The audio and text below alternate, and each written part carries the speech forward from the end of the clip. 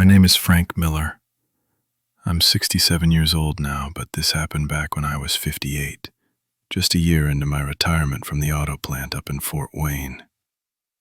For 35 years, I'd stood on a concrete floor, breathing in the smell of coolant and hot metal, dreaming of the day I could just sit on my own porch and watch the corn grow. I finally got it. I had my pension, a small but comfortable house on 10 acres of land just outside of Decatur, Indiana, and a blue heeler named Buster, who was smarter than half the foreman I'd ever worked for. Life was simple. It was predictable. That was all I ever wanted. My property was my sanctuary. The house was modest, a single-story ranch I'd bought cheap and fixed up over the years. Behind it, about 50 yards back, stood my workshop. It was more of a small barn, really, with a concrete floor, a big rolling door, and enough space for my woodworking tools, my John Deere mower, and a lifetime's worth of accumulated junk. Beyond the workshop, a neat lawn gave way to a thick stand of oak and maple that bordered the St. Mary's River. On the other 3 sides were cornfields, flat as a tabletop, stretching out to the county road. It was quiet. The only sounds at night were the crickets, the occasional hoot of an owl, and the low rumble of a freight train a few miles off. It was a peace I had earned. The first sign that something was wrong was Buster. He was a creature of habit just like me. Every night around 10, I'd let him out one last time. He'd trot off the porch, do his business along the edge of the lawn, and come right back. Never barked unless a raccoon was getting bold with the trash cans. But one night in late September, he stopped dead at the bottom of the porch steps. His hackles went up, a low growl rumbling in his chest. He was staring intently at the workshop, his body rigid as iron. I stepped out onto the porch, peering into the darkness. The big sodium security light I'd installed on a pole halfway between the house and the shed cast a sickly yellow glow over everything. The workshop door was closed. The lawn was empty. I couldn't see anything, couldn't hear anything but the buzz of insects drawn to the light. "What is it, boy?" I whispered. Buster didn't move, just kept growling, a deep, menacing sound I'd only ever heard him make once before when a stray pit bull wandered onto the property. I went back inside and grabbed my big mag light.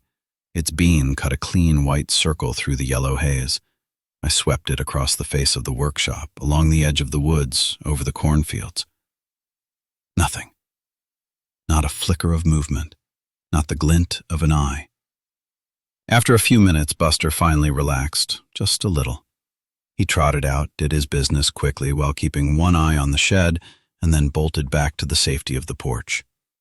I locked the door and chalked it up to a coyote or a big buck passing through. Animals are strange sometimes. I didn't give it a second thought. A few days later, it happened again. This time, Buster refused to even leave the porch. He stood by my leg, whining and growling at that same spot. The workshop. This time, I was more annoyed than concerned. I walked down the steps myself, the damp grass cool on my bare ankles. I walked the perimeter of the shed, shining my light into the shadows. Everything was as it should be. The heavy padlock on the rolling door was secure. The side door was bolted from the inside. The windows were dark and intact. Still, I felt a prickle on the back of my neck, the feeling of being watched. I shook my head, told myself I was being foolish, an old man getting spooked by shadows. The next morning I found the tracks. I was out behind the workshop, clearing some brush near the wood line. The ground there was soft from a recent rain, and there they were, 3 of them, pressed deep into the mud. They were huge. I wear a size 12 boot, and these prints were a good 4 inches longer than my own and wider. They were shaped something like a dog's track, with a large heel pad and 4 distinct toe impressions.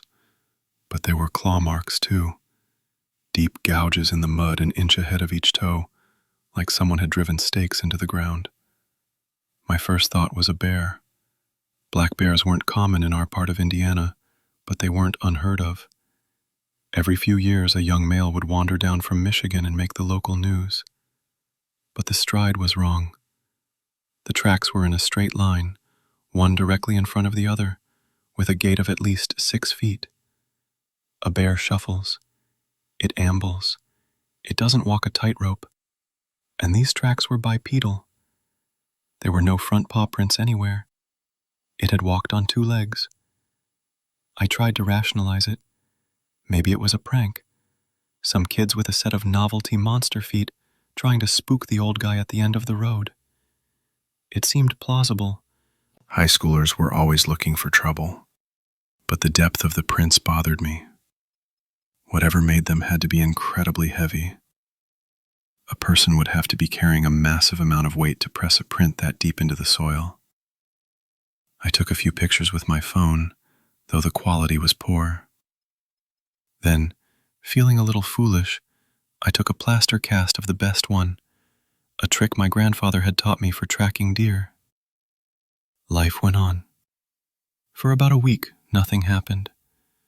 Buster went back to his normal routine. The woods were quiet.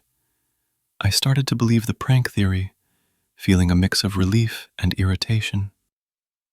I even bought a trail camera, one of those motion-activated ones hunters use, and strapped it to a tree facing the back of my workshop.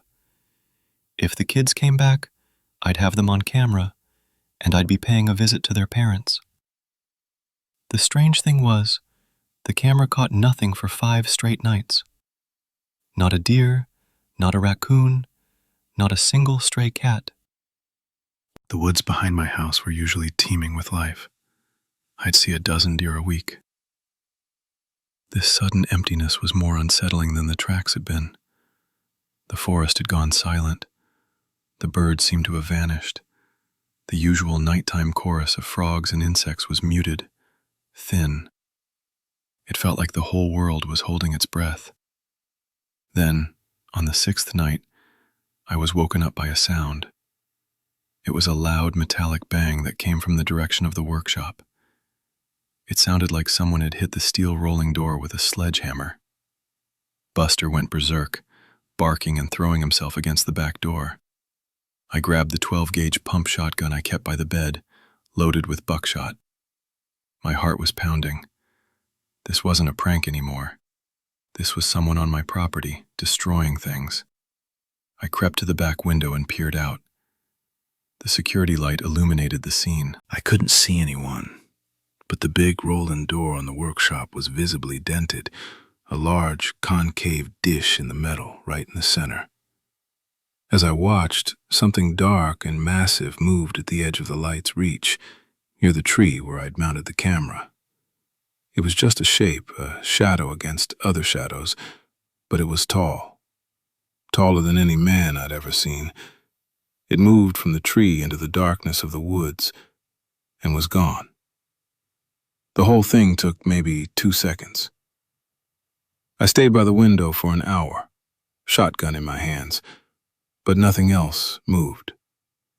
The silence that followed was absolute, heavier than before. Buster eventually quieted down, but he lay by the door, trembling, a low whine escaping his throat every few minutes. I didn't sleep for the rest of the night. The next morning, I went out to inspect the damage. The dent in the door was real, and it was deep. The metal was stretched and warped. It would have taken a tremendous amount of force to do that. I then went to check the trail camera. It was gone. Not just the camera itself, but the heavy-duty strap that held it to the tree. The strap hadn't been cut or unbuckled. It had been snapped, the thick nylon webbing torn in two as if it were a piece of thread. The tree itself had deep scratches in the bark, starting from the ground and going up about 10 feet. They were gouges, really, peeling back the bark and digging into the wood beneath. 3 parallel lines, thick as my fingers. I called the sheriff's department. A young deputy named Miller, no relation, came out. He was polite, listened to my story patiently. He looked at the dented door, the snapped camera strap, the claw marks on the tree. He wrote everything down in a little notebook. He agreed that it was serious vandalism. He asked if I had any disputes with my neighbors. I told him my nearest neighbor was a mile away and we got along just fine. I hesitated, then I showed him the plaster cast of the track. I felt my face flush, expecting him to laugh. He took it, turned it over in his hands. He had a practiced, neutral expression. "Looks like a big dog, Mr. Miller," he said. "Maybe a wolf, though we don't have them around here. Or maybe someone is trying to make it look like something else. We've seen that before, pranksters." He handed the cast back to me. He said they'd increase patrols on my road, but honestly, with only 3 cars for the whole county, there wasn't much they could do. He told me to call if anything else happened. His visit left me feeling foolish and alone. He saw vandalism. I was beginning to believe I was dealing with something else entirely. The word prank didn't fit the evidence anymore. It didn't fit the dead silence of the woods or the palpable terror in my dog. It didn't fit the memory of that impossibly tall shape melting into the darkness. I started locking my doors during the day. I double-checked the windows at night. I brought the shotgun out of the closet and kept it propped in the corner of the living room. The peace I had worked my whole life for was gone, replaced by a constant, gnawing anxiety. A week passed in tense silence. Nothing new happened, but the feeling of being watched never left. It was worst at night. I'd sit in my armchair, the television on for noise, and find myself staring out the back window into the impenetrable blackness beyond the reach of the security light. Sometimes I thought I saw movement in the corn, the tall stalks swaying when there was no wind. Sometimes I'd hear a twig snap just beyond the edge of the lawn. I was becoming a prisoner in my own home. Buster wouldn't even go in the backyard anymore. I had to walk him out front on a leash. The fear was bad, but the doubt was worse. Was I losing my mind?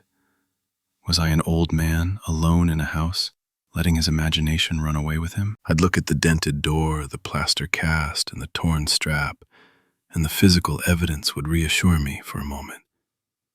But then the silence would descend again, and I'd wonder if I was just misinterpreting everything, connecting dots that weren't there. Then came the night of the storm. The weather radio had been squawking all evening about a line of severe thunderstorms moving in. The sky to the west was a bruised purple-black, lit by flashes of silent lightning. The wind was picking up, rattling the windows. I was doing a final check outside, securing the patio furniture and making sure the gutters were clear. As I was about to head back inside, I heard a sound from the workshop. A crash. Not a loud bang like before, but the distinct sound of glass shattering. My blood ran cold. The only glass in the workshop was a single, small window on the back wall, facing the woods. It was old, thick-paned glass, reinforced with wire mesh. It would take a lot to break it. I stood frozen on the back porch, the wind whipping my hair. The first fat drops of rain began to fall. Buster was at the door behind me, barking frantically. Against my better judgment, I knew I had to go see.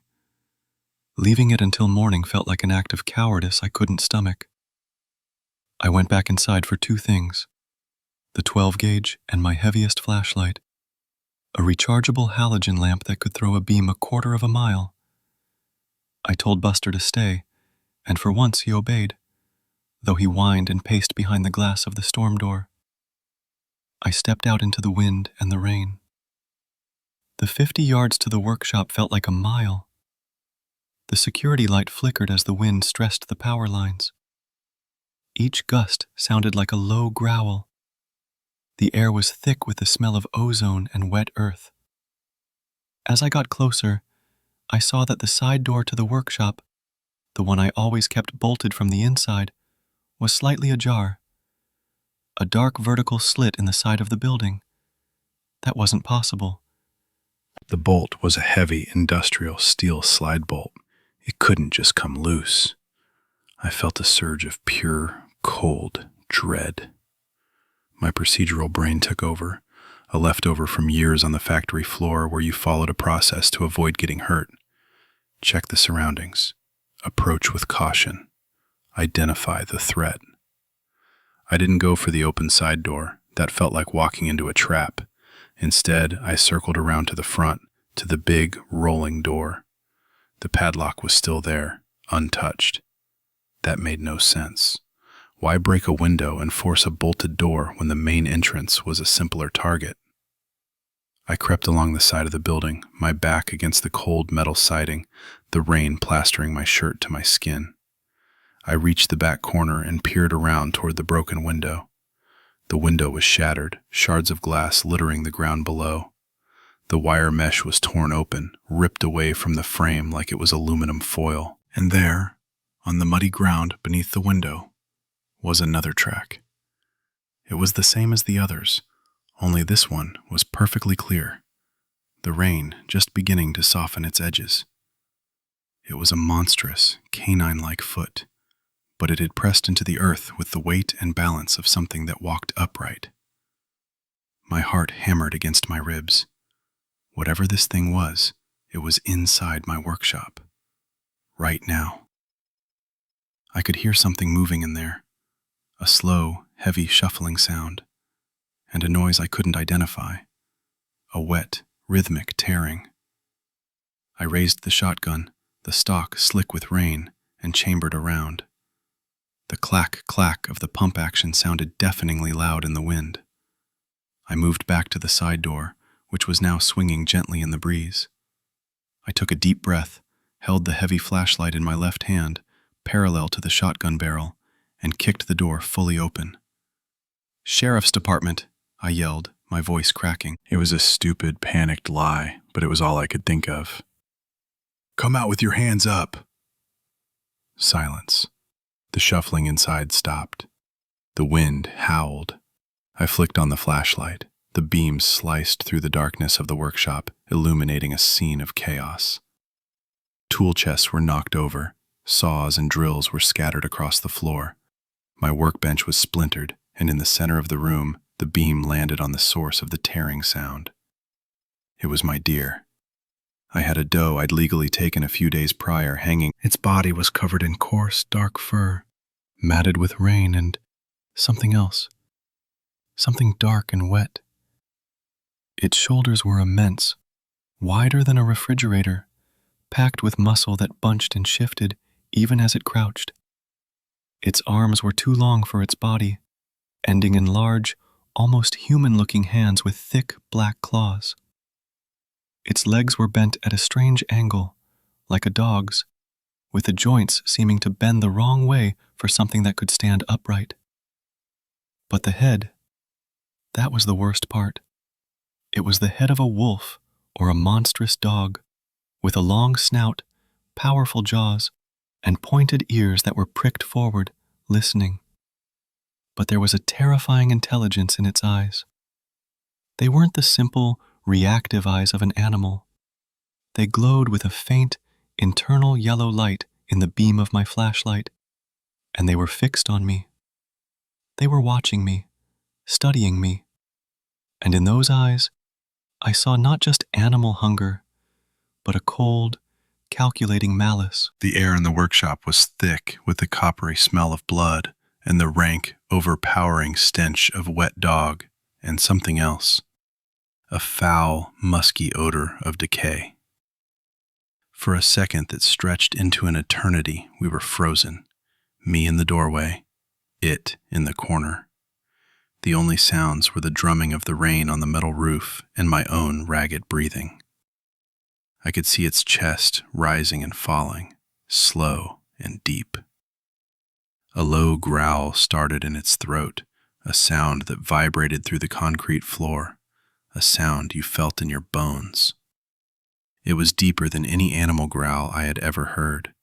It was the sound of a landslide starting. My mind was screaming at me to run, but my body wouldn't obey. I was paralyzed by a fear so profound it felt like a physical weight pressing down on me. This thing was impossible. It shouldn't exist.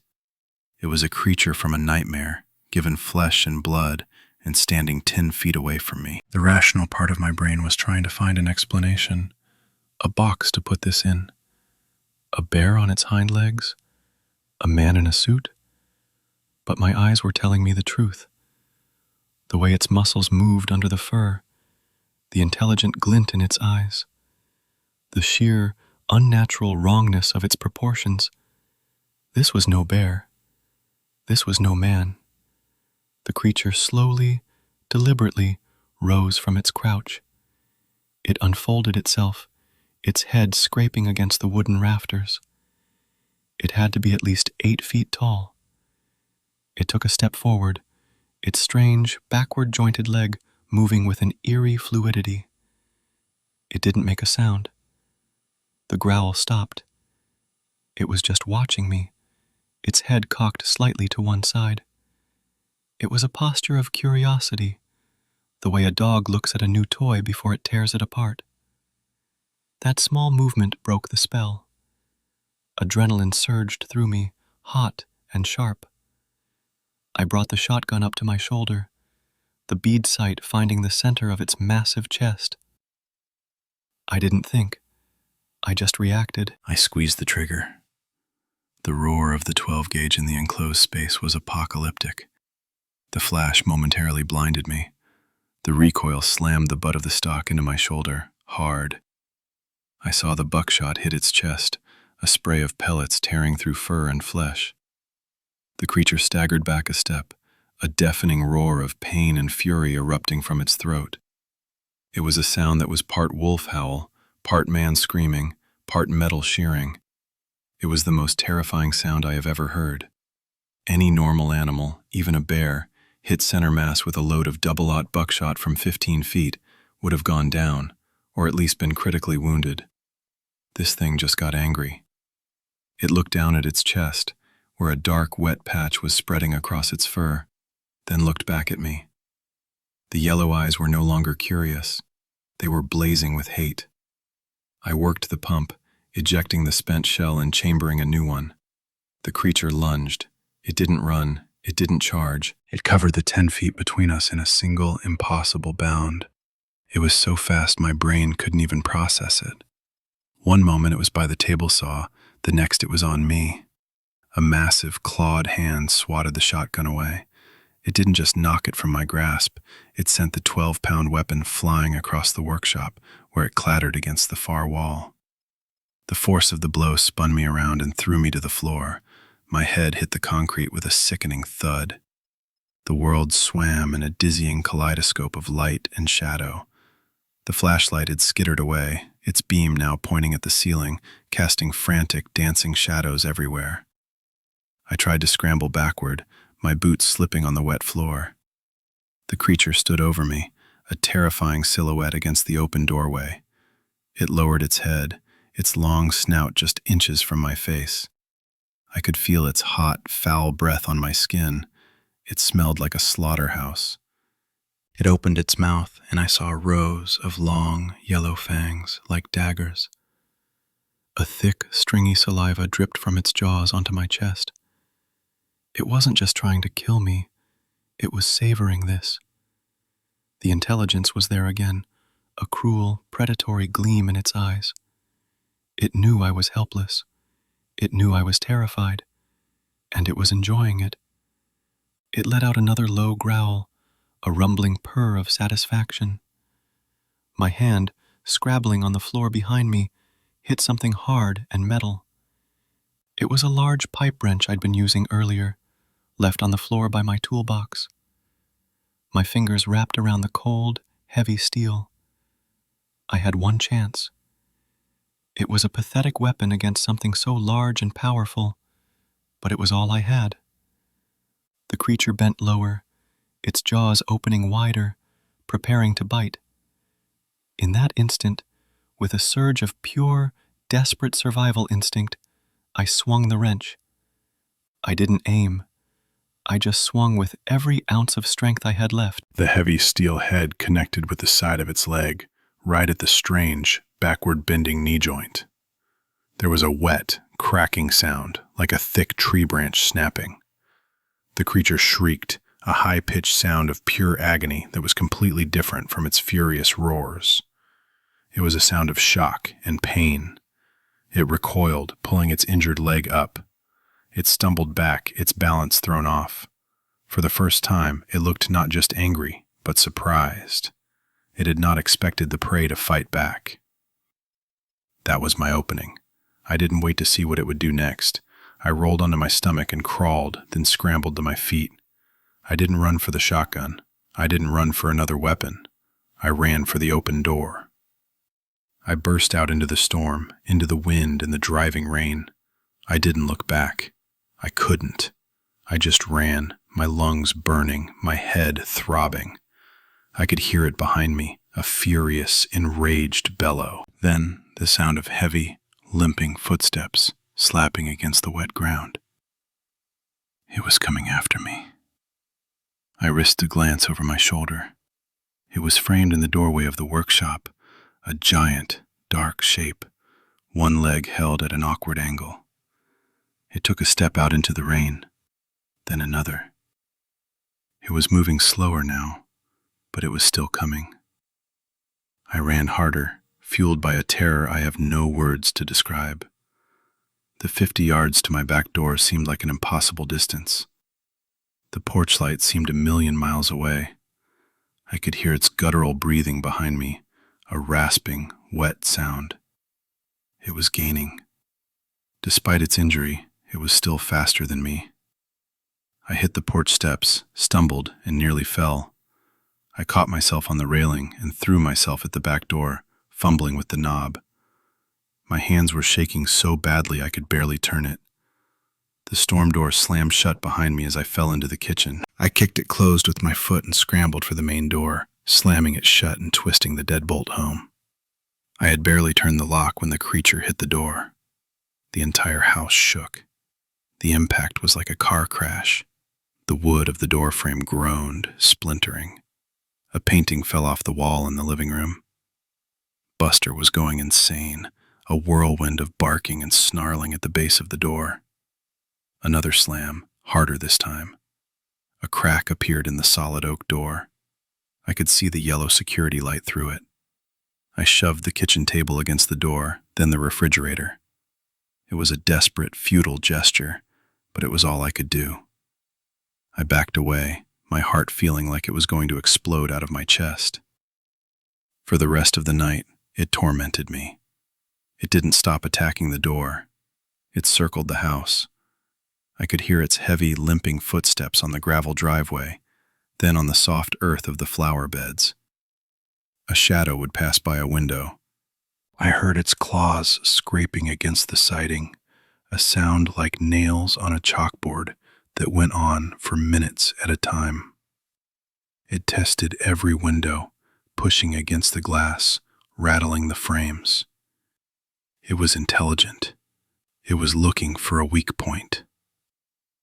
At one point, I heard it on the roof, heavy thumps directly over my head. It was trying to find a way in from above. I huddled in the central hallway of my small house, the farthest point from any exterior wall, with my dog pressed against my leg and the pipe wrench clutched in my white-knuckled fist. I just listened, and I waited for the sound of breaking glass or splintering wood that would signal the end. The storm passed. The rain stopped. The wind died down. But the creature remained. The silence that followed was somehow worse. I didn't know where it was, what it was doing. Was it waiting? Was it watching? Every creak of the house settling made me jump. Every rustle of leaves outside sent a fresh wave of terror through me. I stayed like that for hours, awake, listening, until the first hint of gray light appeared in the eastern sky. As the sun began to rise, I heard one final sound. It was a long, mournful howl that came from the direction of the woods. It wasn't a sound of victory. It was a sound of frustration, of pain. And then, silence. A true silence. The birds started to sing. A car drove by on the county road. The world was returning to normal. It was gone. I didn't move from my spot in the hallway until the sun was fully up, streaming through the windows. I was stiff, bruised, and trembling from exhaustion and adrenaline. Buster was asleep, his body twitching with dreams. Slowly, cautiously, I crept to the back door and peered through the peephole. The lawn was empty. The workshop stood silent, its side door still hanging open. I called the sheriff again. This time, I didn't care how crazy I sounded. I told the dispatcher I had been attacked, that my property was destroyed, that I needed help now. I think the raw panic in my voice got through to her. This time they sent 2 deputies, and the old sheriff himself, a man named Brody who was nearing retirement. They saw the scene, the barricaded kitchen, the cracked and splintered back door, the deep gouges in the aluminum siding around the windows. They followed me out to the workshop, their faces grim. The inside was a wreck. The shotgun lay on the floor, its stock cracked. The deer carcass was mostly gone, just scraps of hide and bone remaining. My blood was on the floor where I had fallen, and there was other blood too. Dark, almost black spatters on the floor and wall where my shot had hit the creature. They found the tracks, dozens of them, all around the house, deep in the soft mud. They were undeniable. Sheriff Brody took one look at the plaster cast I'd made, then at the fresh prints outside, and his face became a mask. He didn't look skeptical. He looked weary. He told his deputies to take my statement, to photograph everything. They collected samples of the dark blood. I told them everything, exactly as it happened. I described the creature, its size, its shape, its intelligent eyes. The young deputies exchanged glances, but Sheriff Brody just listened, nodding slowly. When I was done, he asked me to show him exactly where I had hit it with the wrench. He knelt down and examined the ground, then walked a slow, deliberate path from the workshop toward the woods, his eyes on the ground. The official report was a masterpiece of obfuscation. Vandalism by unknown persons, and attack by a large, unidentified animal, possibly a black bear. They explained the damage to the house as the work of the supposed vandals trying to break in. The creature I saw? A hallucination brought on by the stress of the situation, a trick of the light during a violent storm. The tracks were inconclusive. The blood samples, they later told me, were too degraded by the rain for proper analysis. It was a complete and total dismissal of my reality. I was sitting on my porch a few days later when Sheriff Brody pulled into my driveway in his personal truck, not his patrol car. He sat down next to me in the other rocking chair. We sat in silence for a few minutes, watching the sun set over the cornfields. "You're not crazy, Frank," he said quietly, not looking at me. "I want you to know that." He told me that in his 30 years as sheriff, he'd had 3 other calls like mine. Not identical, but similar. Unexplained livestock killings where the animals were torn apart, not eaten.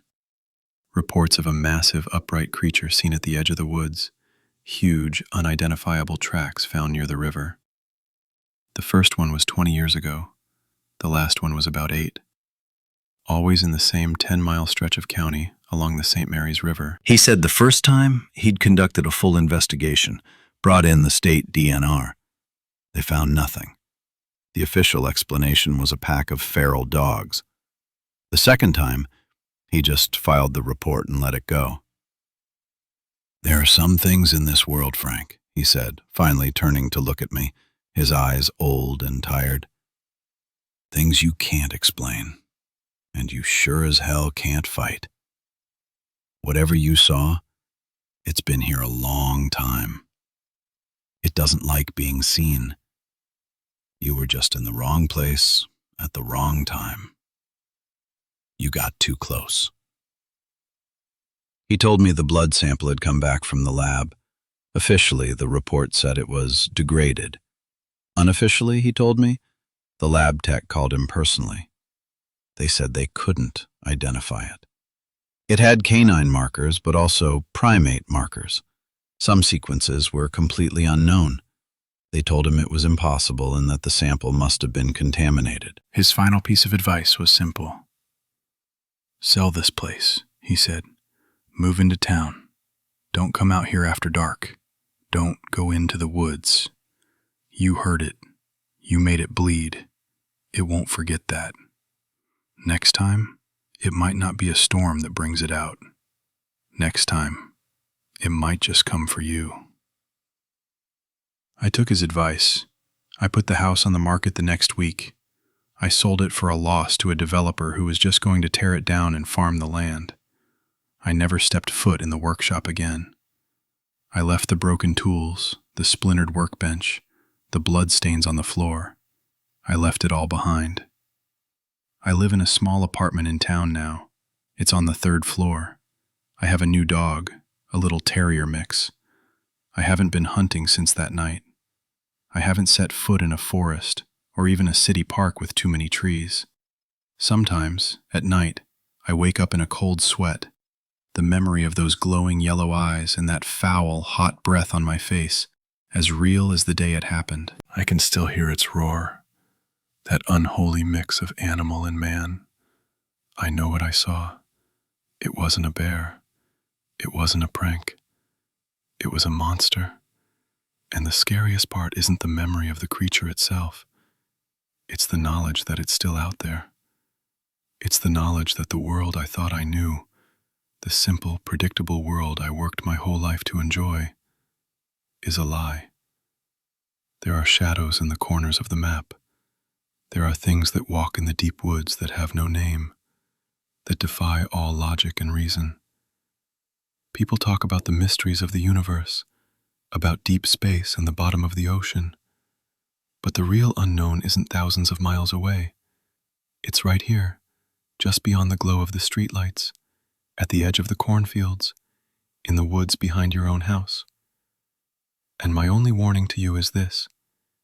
If you're ever out there and the woods go silent, if the hair on the back of your neck stands up, don't try to be brave. Don't try to rationalize it. Get out. Run. Because you are not alone. And what's watching you from the shadows has been there for a very, very long time. And it is not your friend.